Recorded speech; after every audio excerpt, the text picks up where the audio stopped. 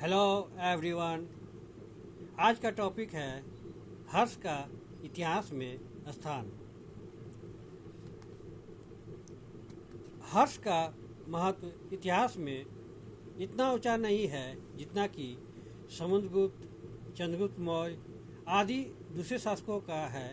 फिर भी हर्ष का राजनीति, धर्म, संस्कृति के क्षेत्र में काफ़ी योगदान है। वह समुद्रगुप्त की भांति सारे राजाओं का दमन न कर सका, लेकिन उसने उत्तरी भारत में अपने लिए एक ऐसा स्थान बनाया कि उत्तरी भारत का कोई शासक उसको युद्ध की चुनौती देने का साहस नहीं रखता था। हर्ष प्राचीन भारतीय इतिहास का अंतिम महान शासक था।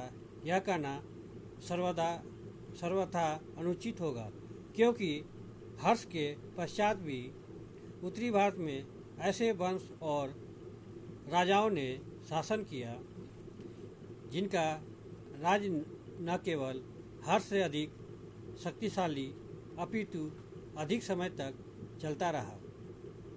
इसके लिए विशेषकर प्रतिहार वंश का उल्लेख किया जा सकता है। इस वंश ने लगभग 200 वर्षों से अधिक शासन किया। इस वंश के शासक न केवल उच्च कोटि के विजेता ही थे, अपितु सफल प्रशासक भी थे। इसलिए हर्ष को भारतीय इतिहास का अंतिम महान शासक नहीं माना जा सकता है। अब हम हर्ष के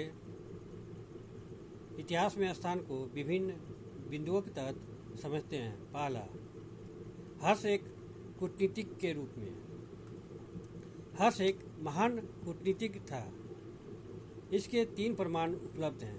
प्रथम, उसने कामरूप नरेश भास्कर वर्मा के साथ मैत्रीपूर्ण संबंध स्थापित किया। इसके फलस्वरूप हर्ष तथा भास्कर वर्मा का गौड़ नरेश शशांक के विरुद्ध एक संयुक्त मोर्चा बन गया, जो हर्ष का शत्रु था। शशांक की शक्ति के मूलोच्छेदन में भास्कर वर्मा ने बड़ी मदद मिली। द्वितीय, हर्ष ने बल्लभी नरेश धुरूसेन द्वितीय के साथ वैवाहिक तथा मैत्रीपूर्ण संबंध स्थापित किया। इसके फलस्वरूप वह अपने प्रबल शत्रु चालुक्य नरेश पुलकेशिन द्वितीय को अपने प्रभाव में रखे रहा। तृतीय, उसने चीन के सम्राट के साथ मधुर एवं मैत्रीपूर्ण संबंध स्थापित किया। 641 ईस्वी में उसने चीनी सम्राट की सेवा में एक ब्राह्मण दूत भेजा। 645 ईस्वी में चीन से भी एक दूतमंडल भारत आया था। अब देखते हैं हर्ष एक विजेता के रूप में। हर्ष की तुलना प्रायः गुप्त सम्राट समुद्रगुप्त से की जाती है। हर्ष में समुद्रगुप्त के कुछ गुण विद्यमान थे तथा उसने समुद्रगुप्त की भांति उत्तरी तथा दक्षिणी भारत को एकता सूत्र में बांधने की चेष्टा की। इसमें कोई संदेह नहीं है कि जिस समय हर्ष ने राज्य संभाला तो वह शत्रुओं से घिरा हुआ था तथा उसने युद्ध करके अपने राज्य को सुरक्षित बनाया, परंतु उसे समुद्रगुप्त की भांति महान विजेता नहीं माना जा सकता। समुद्रगुप्त ने उत्तरी भारत में लगभग 9 शासकों को तथा दक्षिण भारत में लगभग 12 राजाओं को हराया था। हर युद्ध में समुद्रगुप्त विजयी रहा। वास्तव में यह कहना अनुचित न होगा कि समुद्रगुप्त एक उच्च कोटि का योद्धा तथा विजेता था।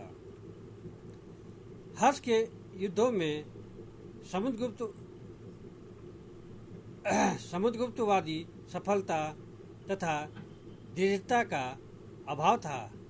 हर्ष ने बंगाल के राजा शशांक को हराया तो अवश्य, परंतु उसकी शक्ति का पूर्ण दमन न कर सका तथा शशांक आजीवन उसके लिए चिंता का कारण बना रहा। इसके अतिरिक्त हर्ष ने दक्षिण भारत के शासक पुलकेशिन द्वितीय के विरुद्ध सैनिक तैयारियां की, परंतु पुलकेशिन द्वितीय के ऐहोल अभिलेख से ज्ञात होता है कि हर्ष की बुरी हार हुई। अब हम देखते हैं हर्ष एक प्रशासक के रूप में। हर्ष ने शासन के उत्तरदायित्व का निर्वाह अच्छे ढंग से किया।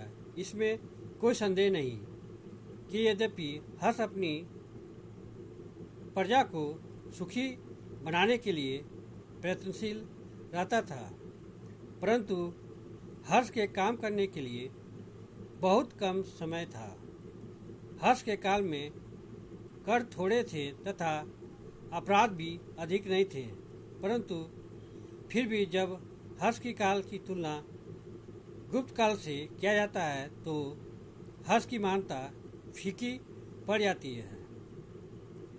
हर्ष के काल में शासन तथा दंड कठोर होते हुए भी सड़कें सुरक्षित नहीं थी और यात्रियों के साथ प्रायः दुर्घटनाएं होती रहती थी।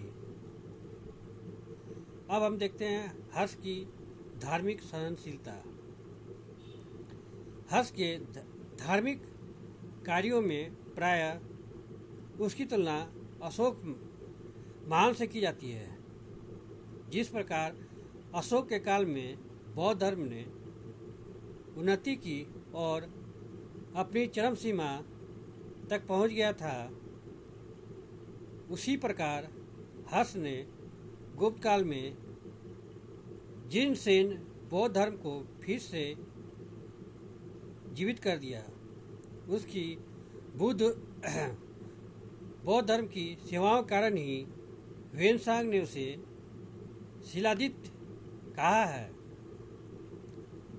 परंतु हर्ष न तो अशोक के आदर्शों तक पहुंच सका और न ही उसने अपने कार्यों द्वारा उतनी धार्मिक सहनशीलता को प्रकट किया जितना कि अशोक ने। लोग हर्ष की धार्मिक नीति से संतुष्ट नहीं थे। ऐसा भी कहा जा सकता है कि हर्ष की धार्मिक नीति भी कोई विशेष सफल नहीं हुई। अब हम देखते हैं विद्या तथा कला प्रेमी के रूप में हर्ष। हर्ष एक उच्च कोटि का कवि तथा नाटक लेखक था। नागानंद, रत्नावली तथा प्रियदर्शी का उसी के द्वारा रचे गए हैं। उसने बड़े बड़े विद्वानों को भी संरक्षण दिया था। वान भट्ट उसी के दरबार का एक उच्च कोटि का विद्वान था। उसने केवल हर्षचरित की रचना नहीं की, बल्कि कादम्बरी का भी लेखक वही था। प्रसिद्ध व्याकरण लेखक भर्तृहरि भी इसी काल में हुआ। कुछ इतिहासकारों का